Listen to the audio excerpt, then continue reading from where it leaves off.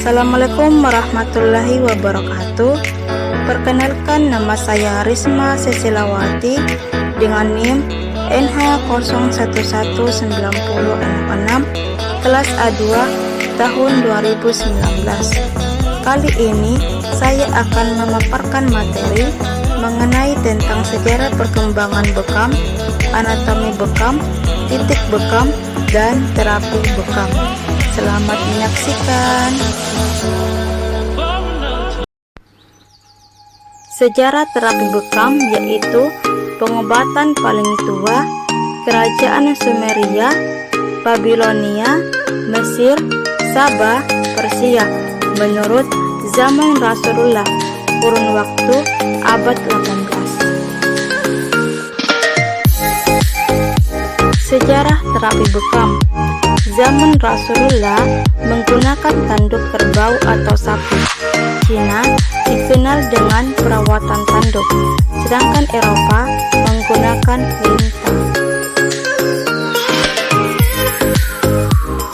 Indonesia tidak ada keterangan pasti kapan mulai masuk.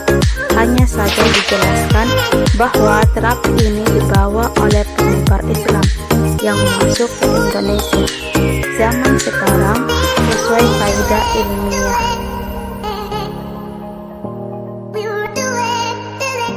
Sejarah terapi bekam telah banyak dilakukan penelitian.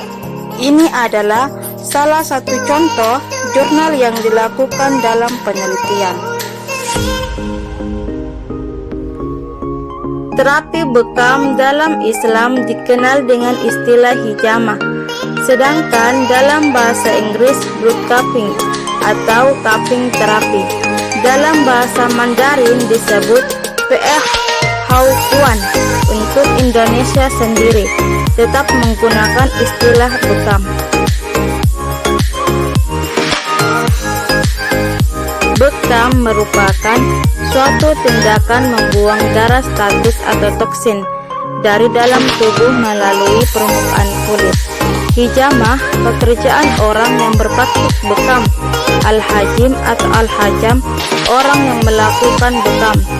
Dari Ibnu Abbas bahwasanya Rasulullah SAW telah bersabda, "Tidaklah aku melewati sekelompok malaikat pada malam aku diisrakan, kecuali tiap mereka berkata kepadaku, wajib bagimu wahai Muhammad untuk berbekam." Hadis riwayat Ibnu Majah 3477. Kitab pengobatan bab bekam disyahihkan Al-Albani dalam As-Sahihah dan Sahih Al-Jami. Sejarah terapi bekam. Kesembuhan bisa dipelore dengan 3 cara, yaitu sayatan pisau bekam, tegukan madu, sundutan api. Namun aku tidak menyukai berobat dengan sundutan api. Hadis riwayat Muslim. Dari Ibnu Umar RA, Rasulullah SAW bersabda, "Jika ada suatu kesembuhan pada obat-obat kalian, maka hal itu ada pada sayatan alat bekam." Beliau bersabda, atau tegukan madu. Kitab Kashiful Astar An-Syawa, Idil Bazar Kalya Al-Haytsami. Dari Ibnu Abbas RA, Nabi SAW bersabda, "Orang yang paling baik adalah seorang tukang bekam atau hal-ajam, karena ia mengeluarkan darah kotor, meringankan otot kaku, dan mempertajam pandangan mata orang yang dibekamnya." Hadis riwayat Tirmizi Hasan Garib. Organisasi yang menaungi pembekam di Indonesia. Pembentukan organisasi berdasarkan pada keputusan Menteri Kesehatan nomor 1076 Menkes SK 2003 tentang pengobatan tradisional dan surat Dirjen Bina Kesmas nomor BM 0102 16553 tanggal 6 Februari 2006 perihal asosiasi pengobat atau praktisi pengobatan tradisional atau alternatif sebagai mitra Detkes.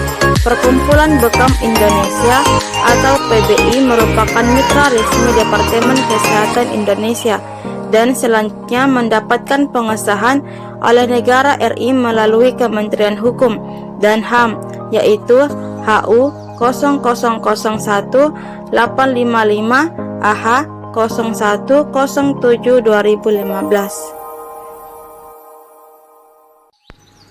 Anatomi bekam. Definisi: integumen berasal dari bahasa Yunani, yaitu integumentum, yang artinya penutup yang terdiri sebagian besar adalah kulit, rambut, kuku, dan kelenjar. Sistem integumen adalah sistem organ yang paling luas. Sistem ini terdiri atas kulit dan aksesorisnya, termasuk rambut, kelenjar atau keringat dan sebaceous, dan reseptor saraf khusus atau untuk stimuli perubahan internal atau lingkungan eksternal.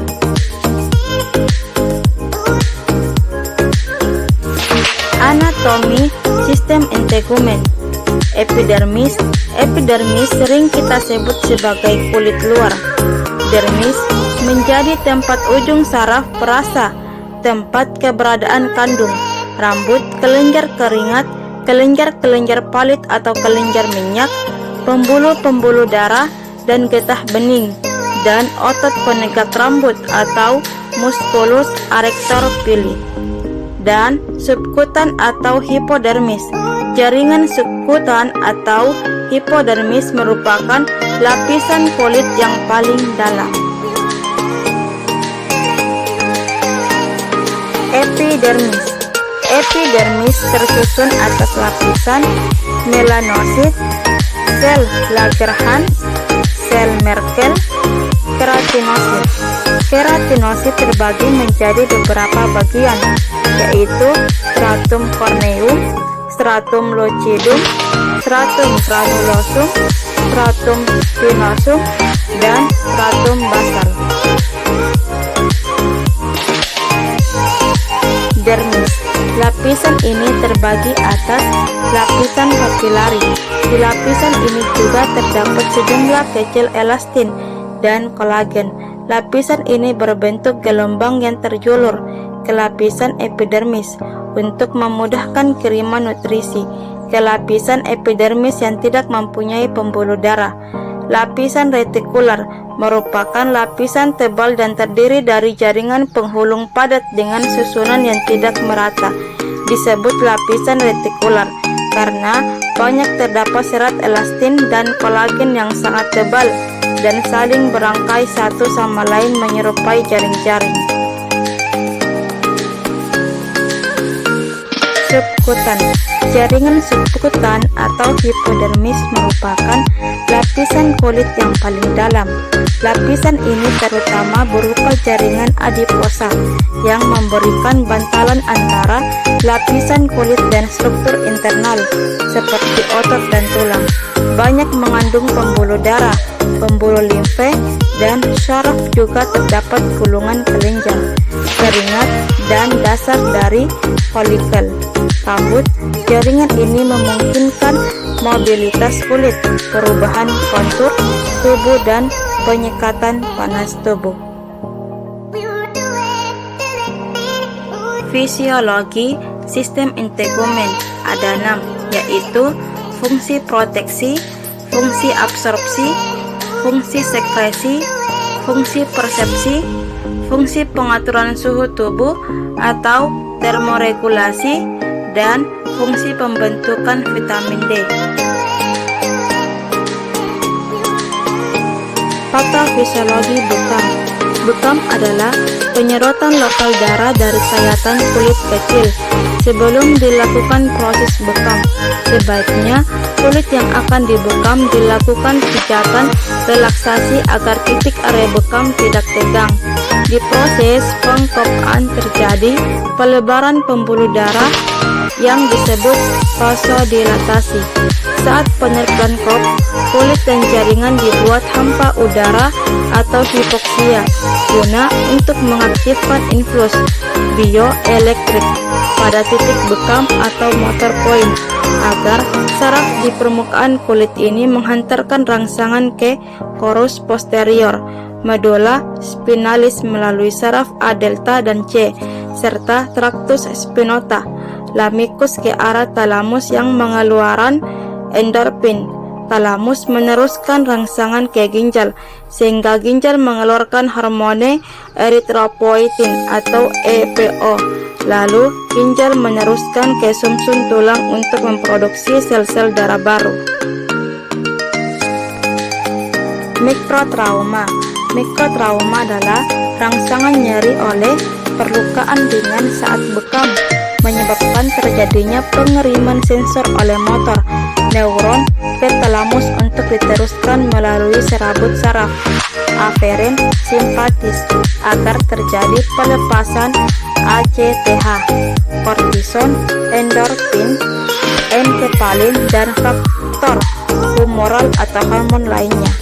Perlukaan pada titik bekam akan menimbulkan efek antiperadangan, penurunan serum lemak, trigliserida, fosfolipida, dan kolesterol LDL, merangsang proses liposis jaringan lemak, dan mengatur kadar glukosa darah agar normal, menurut artikel 2021. Darah bekam. Ini adalah salah satu contoh dari darah bekam.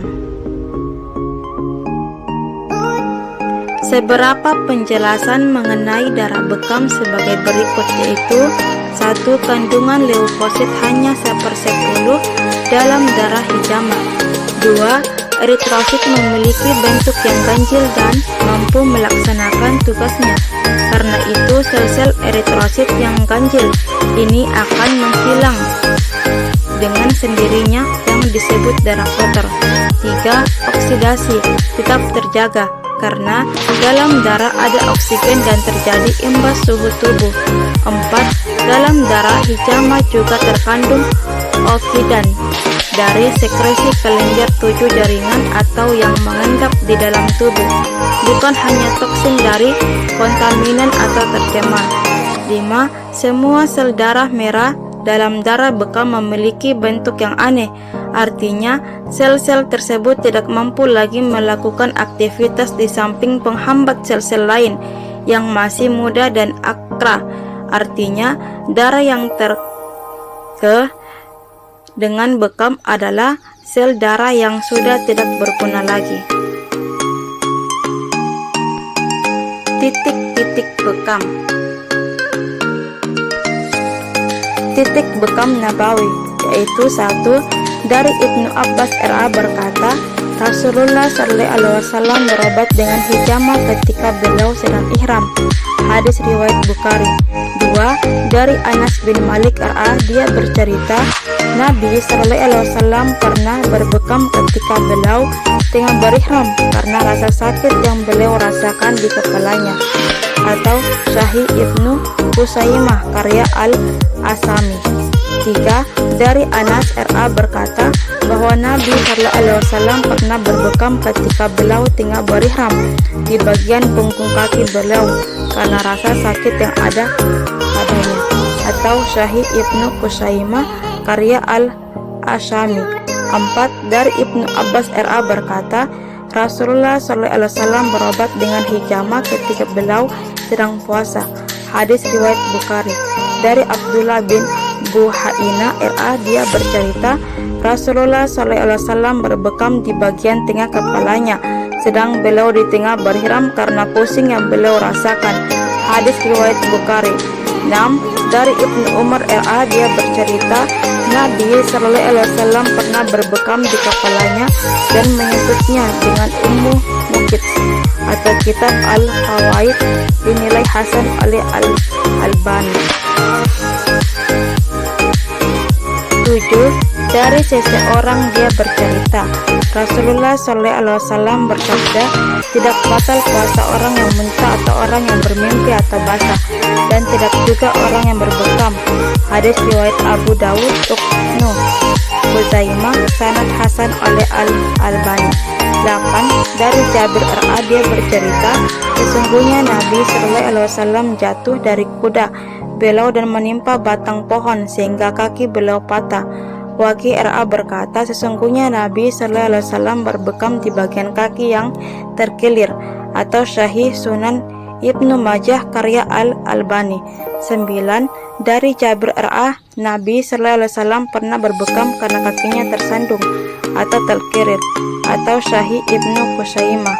10. Dari Anas bin Malik RA, bahwa Nabi SAW pernah berbekam di kedua urat meri atau vena jugularis atau jugular vein dan punggung bagian atas, atau hadis riwayat Abu Dawud disahihkan oleh Al-Albani. 11. Dari Abu Hafsah Al-Anmari RA, Rasulullah SAW pernah dibekam bagian tengah kepalanya dan diantara kedua pundaknya. 12. Disebutkan oleh Abu Nuaim di dalam kitab At-Timbun Nabawi, sebuah hadis marfu, kalian harus berbekam di Jauzatif Kamah 2 karena sesungguhnya ia dapat menyembuhkan dari 5 penyakit. Beliau menyebutkan diantaranya adalah kusta atau Kasumi 2017. Gambar-gambar titik bekam Nabawi. Titik bekam menurut para ulama dan dokter muslim terdahulu. Titik bekam menurut ulama Lalal Kadain, Al-Kahil, Iltiwa, Hamma atau Alan Rasun, Yafut, Al-Katifain, Alawarik, Kamah 2, pelipis dan dagu, bagian punggung kaki, di bawah dada di atas perut, ala Zoharil Qadami, dan umum mukul. Titik bekam menurut dokter muslim terdahulu. Saat ini masyarakat sudah berkembang pemahaman bahwa bekam merupakan tibun nabawi. Banyak ajakan agar masyarakat kembali pada pengobatan bekam. Demikian juga ajakan agar kembali memanfaatkan timbun nabawi. Fenomena ini merupakan suatu hal yang cukup baru karena masyarakat diajak untuk menghidupkan kembali pengobatan yang pernah direkomendasikan Nabi Muhammad SAW ribuan tahun lalu.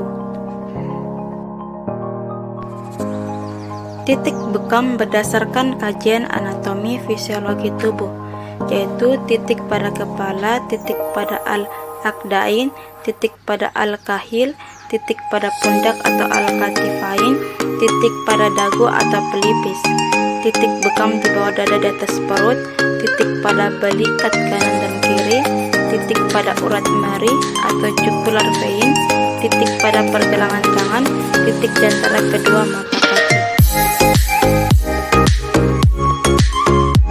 Titik bekam sesuai dengan penyakit, yaitu epilepsi, nocturnal enuresis atau ngopol, artritis sendi perifer, hemiplegia atau lumpuh paru, sakit kepala atau heat dace, neuropati perifer, facial palps atau kelumpuhan wajah, diabetes mellitus atau kencing manis, hipertensi atau tekanan darah tinggi, gastritis dan tukang lambung, konstipasi atau sembelit, cerebral palsy atau kelumpuhan otak, retardasi mental, sindrom iritasi usus,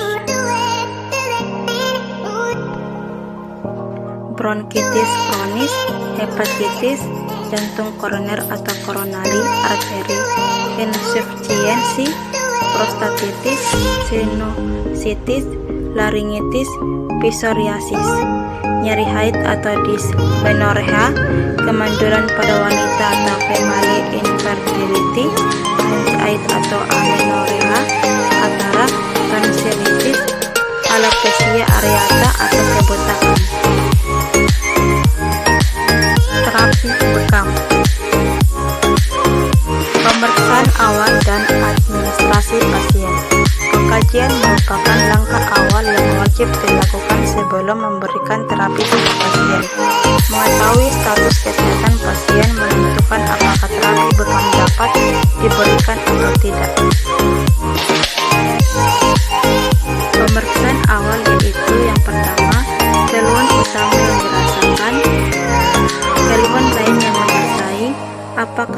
mengkonsumsi obat dari dokter atau herbal, riwayat penyakit sebelumnya. Setelah selesai penentuan apakah pasien dapat dibekam atau tidak, dan pemeriksaan TTV. Administrasi pasien yaitu nama klien, tanggal pelaksanaan, keluhan saat ini, kesimpulan hasil pemeriksaan, tindakan terapi bekam atau jumlah dan titik apa saja, respon klien setelah dibekam, dan anjuran yang diberikan kepada klien.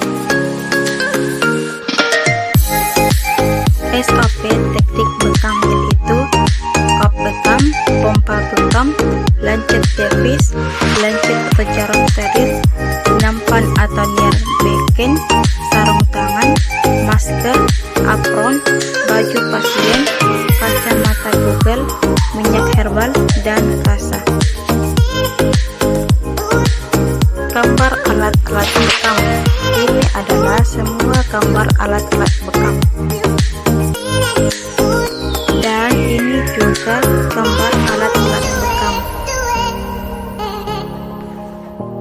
Prosedur pelaksanaan persiapan alat. Yang pertama, berwudu, siapkan ruangan, siapkan tempat sampah near beken, terapis memakai apron, masker, kacamata Google, handphone. Siapkan lancet devis atau jika menggunakan torehan maka siapkan bisturi. Pelaksanaan, siapkan permukaan kulit klien yang akan dibekam. Gunakan alkohol untuk membersihkan permukaan lalu oleskan dengan minyak zaitun. Lakukan pengekopan dan biarkan sekitar 3-5 menit.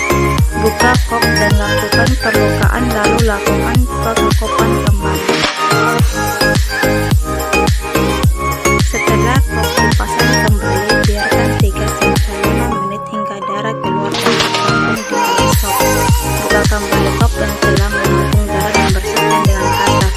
Setelah itu, jika tidak ada lagi darah yang keluar, berikan minyak zaitun di tempat pengekopan tadi. Kop pembersih alat khusus bahan plastik. Kop yang telah digunakan tadi dibersihkan di bawah air mengalir untuk menghilangkan sisa darah. Setelah dibersihkan, alat dimasukkan ke dalam wadah yang berisi larutan klorin selama 15 menit atau perbandingan klorin 1:9 air. Pastikan semua bagian kop terendam. Larutan digunakan untuk sekali pemakaian.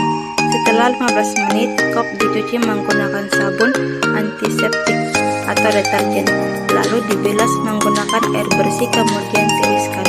Setelah tiriskan, dilap kembali menggunakan tisu. Sop pembersih alat khusus bahan logam, yaitu cuci lancing devis di bawah air mengalir dan sabun untuk menghilangkan sisa darah atau kotoran. Lancing yang sudah dicuci ditiriskan lalu dikeringkan. Setelah itu disemprot menggunakan alkohol 70% lalu dikeringkan lagi. Semua bahan yang terbuat dari logam dilakukan prosedur seperti di atas.